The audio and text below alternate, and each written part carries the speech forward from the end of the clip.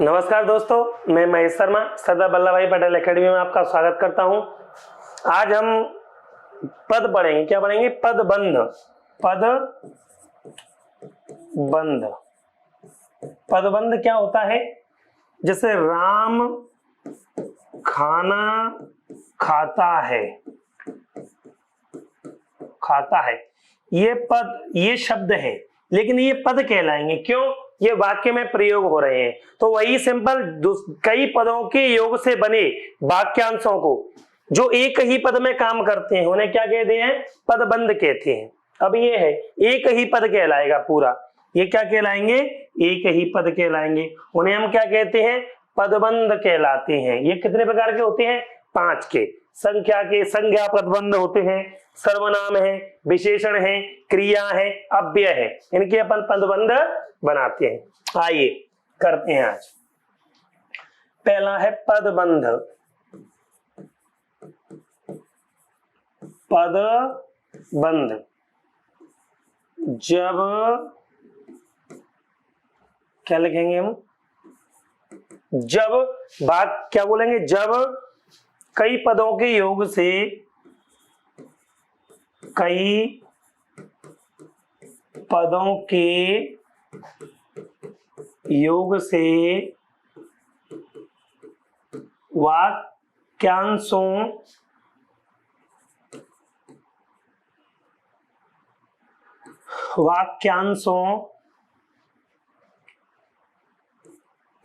का एक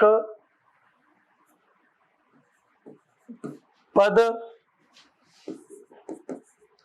बन जाता है, पद बन जाता है, उसे हम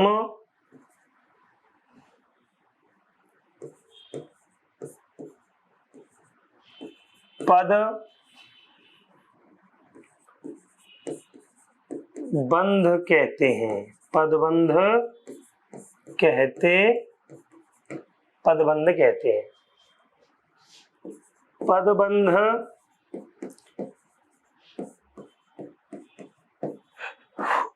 5 प्रकार के होते हैं। कितने के होते हैं?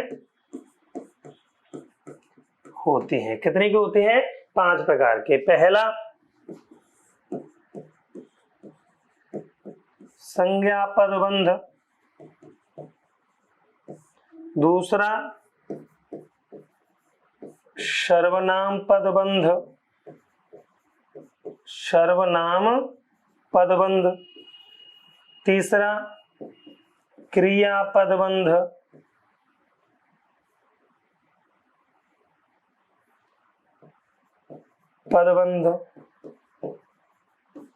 चौथा विशेषण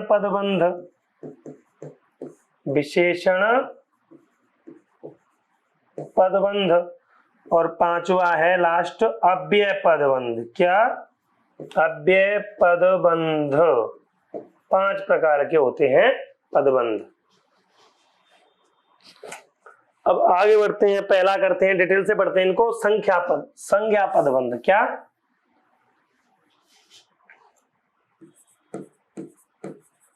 संख्या पदबंध। संज्ञा पदबंध क्या है? वह पदबंध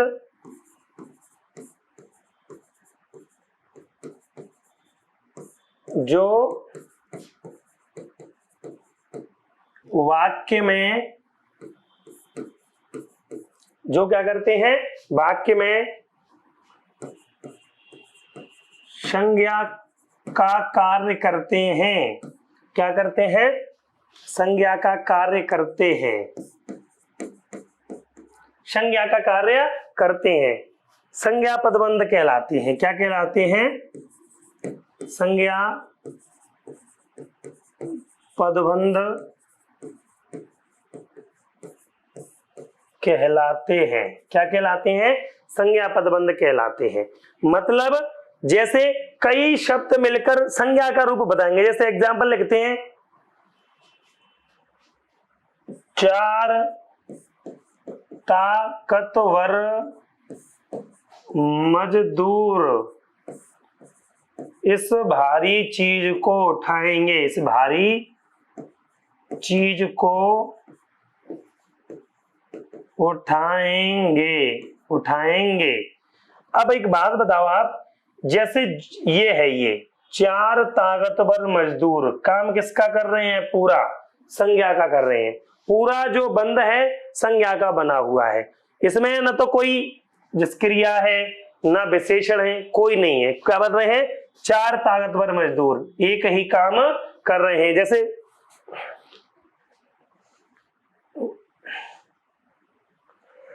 राम ने लंका के राजा रावण को मार दिया। अब यहां देखो आप, क्या लंका के राजा रावण एक के लिए प्रयोग हो रहा है, किसके लिए? रावण के लिए प्रयोग हो रहा है, लंका का राजा रावण। और एग्जांपल ले सकते हैं, आसमान में उड़ता गुब्बारा फट गया। यहां देखो, आसमान में उड़ता गुब्बारा किसका कार्य कर रहा है? संज्ञा पदबंध का कार्य कर रहा है। पूरे शब्द किस में बंधे हुए हैं? संज्ञा में बंधे हुए। उसे हम क्या कहेंगे? संज्ञा पदबंध कहेंगे। दूसरा आता है सर्वनाम पदबंध। कौन सा? सर्वनाम पदबंध। मैं आपको सर्वनाम तो बता चुका हूं क्या होते हैं। सर्वनाम पदबंध, क्या? सर्वनाम पदबंध। वह पदबंध जो वाक्य में सर्वनाम का कार्य करें। किसका करें? सर्वनाम का कार्य करें। सर्वनाम पदबंध कहलाते हैं।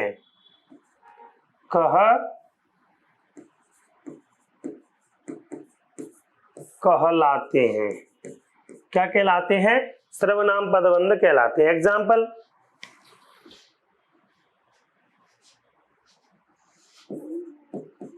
बिजली सी फुर्ती दिखाकर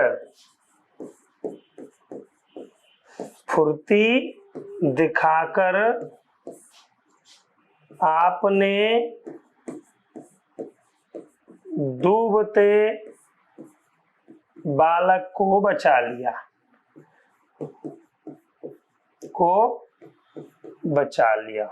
इसमें क्या पूरा वाक्य क्या हो रहा है? देखो, बिजली सी फुर्ती दिखाकर, बिजली सी फुर्ती क्या है? सर्वनाम का कार्य कर रहे हैं। किसके लिए प्रयोग कर रहे हैं? सर्वनाम के लिए प्रयोग कर रहे हैं। जैसे विरोध करने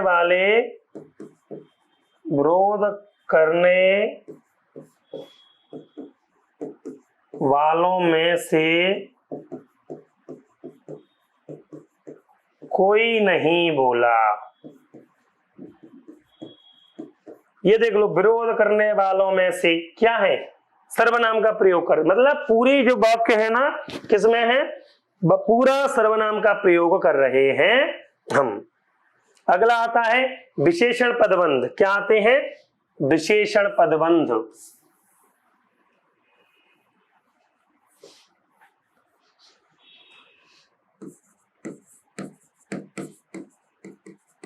विशेषण पदबंध। विशेषण क्या होते हैं? वो पदबंध जो क्या करते हैं? विशेषता बताते हैं। वह पदबंध जो सर्वनाम का प्रयोग कर सर्वनाम का प्रयोग कर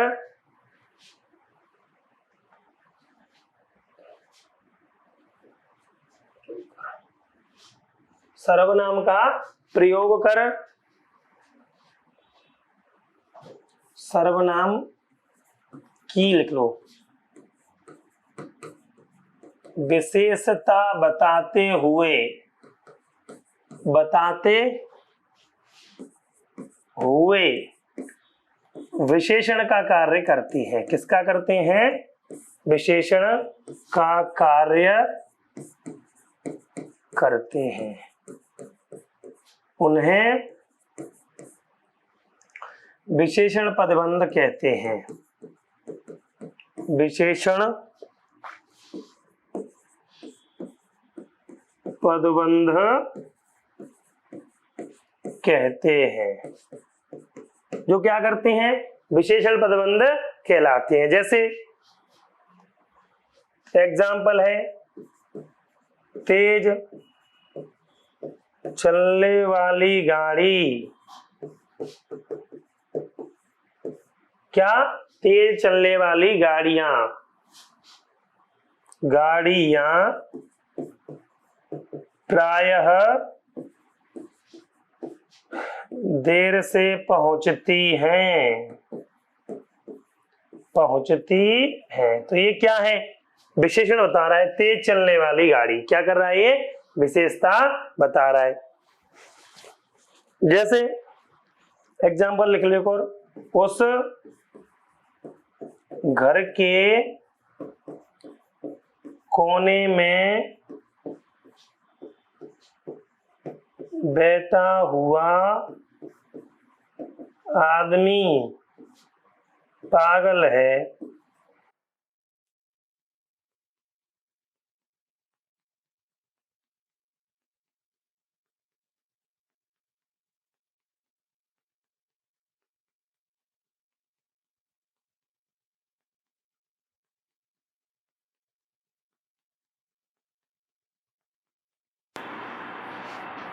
अगले कौन से आते हैं? क्रियापदबंध।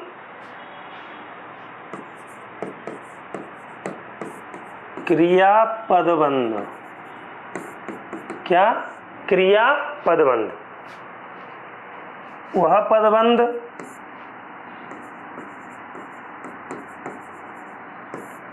जो अनेक क्रिया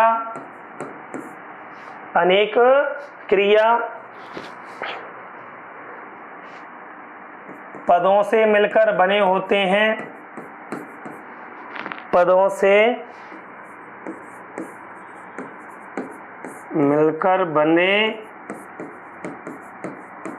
होते हैं। क्या कहलाते हैं? क्रियापदबंध कहलाते हैं।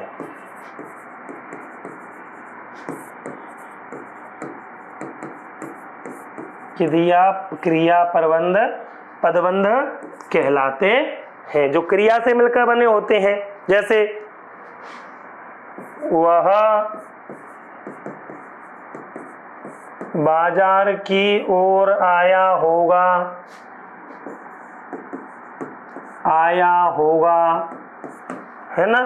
तो की आया होगा क्या है? क्रियापदबंध है। मुझे मोहन छत से दिखाई दे रहा है। ये क्या है? क्रियापदबंध है। इसमें क्रिया के पद बन रहे हैं। देखो, पदबंध का सिर्फ वही अर्थ है जहां क्रिया एक से अधिक हो, संज्ञा एक से अधिक हो, सर्वनाम एक से अधिक हो। मतलब एक ही पद में ऐसा लग रहा होगा जैसे बहुत भारी भरकम शब्दों का यूज कर रहे हैं हम। अंतिम है अव्यय पदबंध। क्या? अव्यय पदबंध।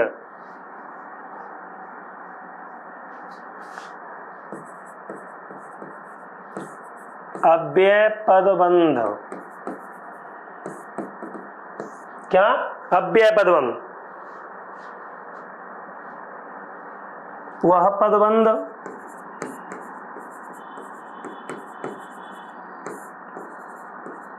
अव्यय पदबंध कहलाता है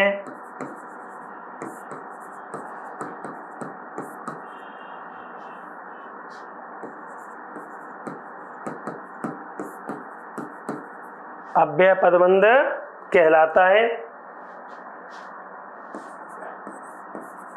जिस पद का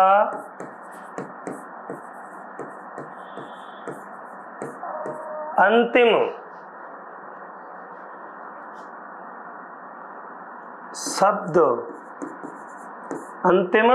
शब्द अव्यय होता है, अव्यय होता है। जैसे एग्जाम्पल क्या लिखेंगे,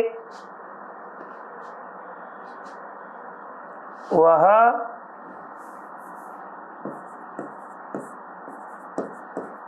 उस सामान के साथ चला गया, के साथ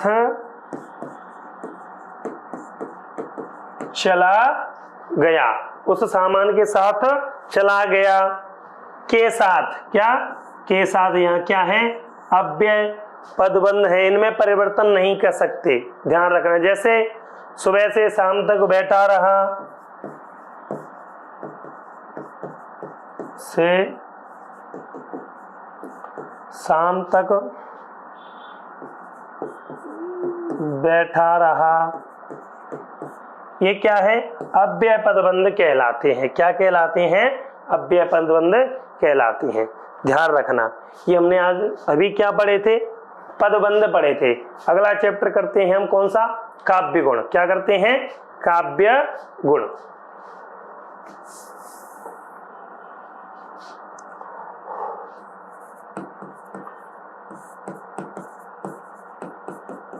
काव्य गुण क्या होते हैं, जैसे रस काव्य की आत्मा है, वैसे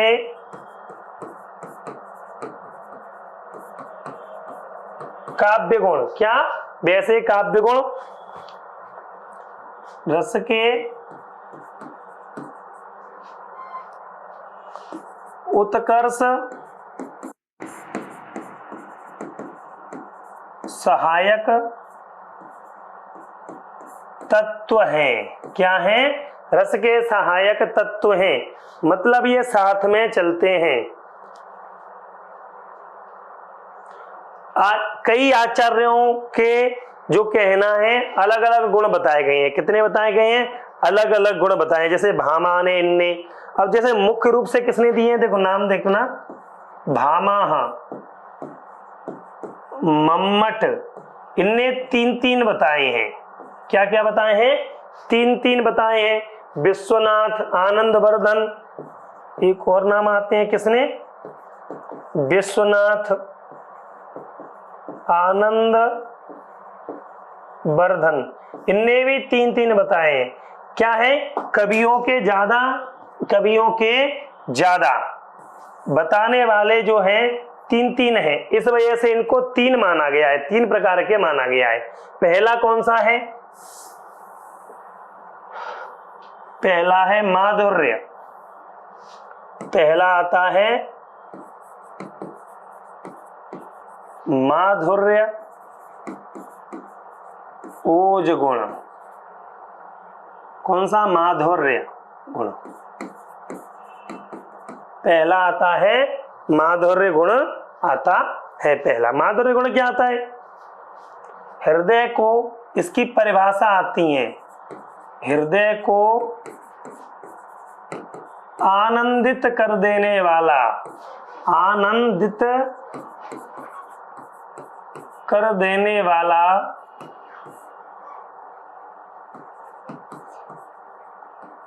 कोमल कांत पदावली माधुर्य गुण कहलाती है, माधुर्य गुण कहलाती है। क्या कहलाती है, माधुर्य गुण कहलाती है। इसमें प्रसन्न होना, खुश होना मुख्य रूप आता है। किसमें, इसमें प्रसन्न होना, इसमें मुख्यतः रस, इसके मुख्यतः रस कौन कौन से हैं, पहला श्रृंगार, कौन सा रस है? श्रृंगार, वात्सल्य, करुण और शांत। इन 4 रसों की प्राथमिकता रहती है, किसमें? माधुर्य गुण में रहती है। एग्जाम्पल कैसे हैं? बसो मेरे नैनन नद लाल। एग्जाम्पल लिखोगे, उदाहरण, बसो मेरे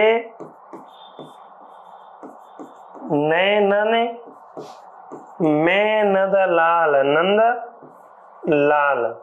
चाहे बोलते हो ना कि अब कोई एग्जाम्पल ले सकते हो जो कोमल पदावली हो उनकी, जिसमें मस्ती हो, ये चीजें हो, उसमें क्या रहता है? जैसे एग्जाम्पल ले सकते हैं हम कि राम को रूप निहारत जानकी, राम को रूप निहारत जानकी, कंगन के नग की परछाई, याते सवे सुध भूल गई, कर टेक रही पल टारत नाही। ये किस में आ जाएगा? श्रृंगार रस का उदाहरण है। किसका उदाहरण है? श्रृंगार रस का। तो इसमें मुख्यतः श्रृंगार है, वात्सल्य है, करुण है। वात्सल्य में क्या आ जाएगा कि मैया मोरी मैं नहीं माखन खायो, मोसो कहता मोल को लीनो, तू जसमत कब जायो। ये किस में आएंगे? वात्सल्य में आएगा। तो पहला कौन सा आएगा? वात्सल्य में आ जाएगा माधुर्य। दूसरा पढ़ते हैं हम, कौन सा? ओज गुण। कौन सा पढ़ते हैं? ओज गुण। ओज में क्या होता है? ओज में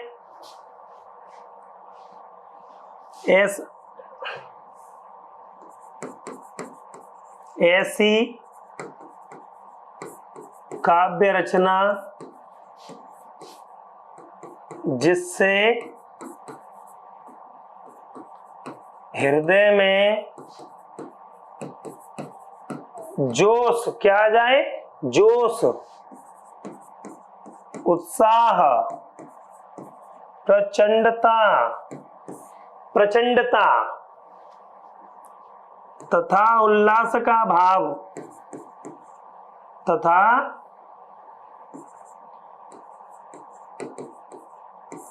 उल्लास का भाव प्रकट हो। उल्लास का भाव क्या हो? प्रकट हो। उल्लास का मतलब वह खूब लड़ी मर्दानी, वह तो झांसी वाली रानी थी। ये क्या है? उल्लास का भाव होगा। इसमें एग्जाम्पल रस कौन से आएंगे? ये देख लो, ये पेपर में आता है। इसमें वीर है, कौन कौन से रस का मतलब मुख्य तरह थे? रौद्र है, कौन सा है? रौद्र रस है, वीर है, भयानक है, विभत्स है। क्या है? विभत्स। इनमें इन 4 रसों की प्रधानता रहेगी। किसमें? ओज गुण में। खूब लड़ी मर्दानी, वह तो झांसी वाली रानी थी, बुंदेलों हर बोलों की मुंह हमने सुनी कहानी थी। या ये हो सकता है, जैसे बोल सकते हैं ना कि द्वंद्व कहां तक पाला जाए, युद्ध कहां तक टाला जाए, तू भी है राणा का वंशज, फेंक जहां तक भाला जाए, दोनों तरफ लिखा हो भारत, सिक्का वही उछाला जाए। ये बोल सकती हैं। और वो के एल फैल खेल वेल खलक में गेल गेल गईनन की ठैल पैल सैल यो सलत है। इसमें वीररस हो गया। रौद्र गुस्सा, श्री कृष्ण के सुन बचन अर्जुन क्रोध से जलने लगे, सब शोक अपना भूल कर करतल युगल मनने लगे। तो रौद्र में, भयानक में क्या होगा? भय, डर जाएंगे। क्या हो जाएगा? डर जाएंगे, भय हो जाएगा। एक और अजगर ही लख, एक और मृगराय, विकल बटो ही बीच में पर्यो मूर्छा खाई। इसके उदाहरण हो सकते हैं, साज चतुरंग सेन अंग में उमंग धरे, सरज शिवाजी जंग जीता न चलत है। ये किसके हो जाएंगे? ओज रस के उदाहरण हो जाएंगे। भीभत्स में घृणा आ जाएगी। पड़ा सड़क पर एक भिखारी मैंने देखा, खून पीव घाव से उसके बहते देखा, भिन भिन करती मक्खी उसको चाट रही थी, उड़ा रहा था कौड़ी जैसे काट रही थी। तो घृणा आनी चाहिए। जैसे डुचती लातें, सड़ती लाशें, शमशान हुआ लाशें, अंदर लाशें, बाहर लाशें, ये चीजें हो सकती हैं। कौन सा हो जाएगा ये? ओज। अगला आता है प्रसाद। कौन सा आता है? प्रसाद।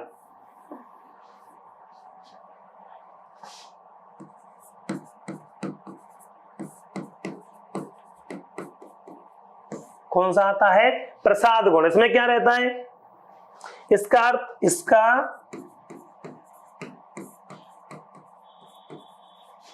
तात्पर्य है प्रसन्नता। इसका अर्थ क्या है, प्रसन्नता होती है। ऐसा ऐसा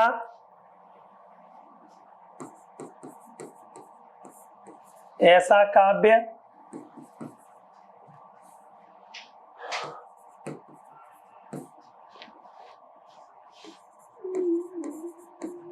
जिससे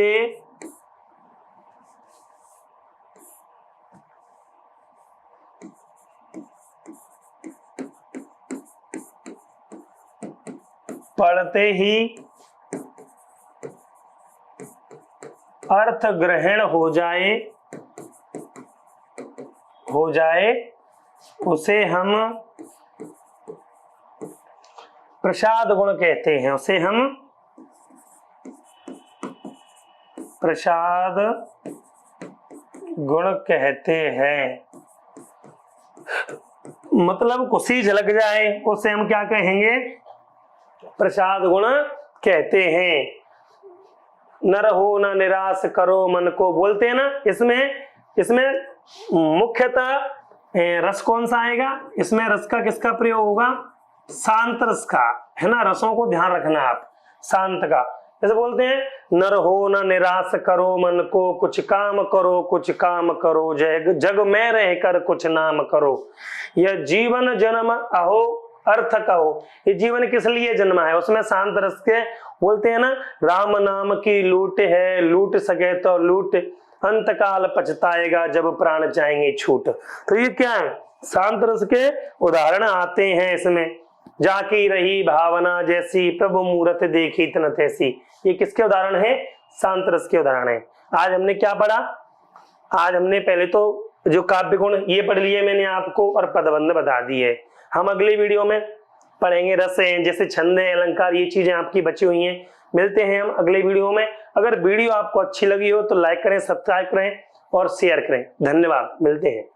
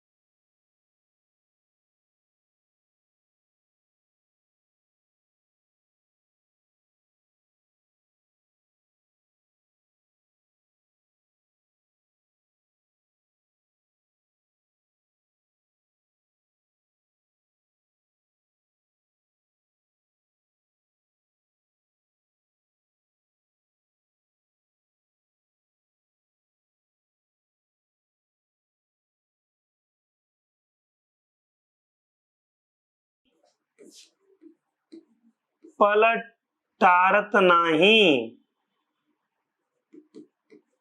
टारत नाही, नाही।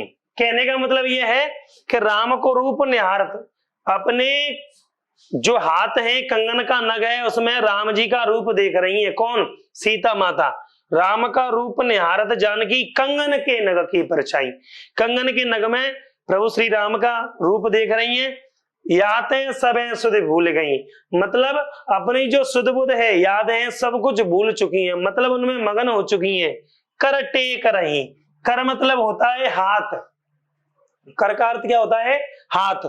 कर टेक रही पलटारत नहीं, पलक क्या हो रहे हैं? कर नहीं रहे हैं, मतलब इधर से उधर नहीं हो रहा। कर टेकना मतलब ये ऐसे कर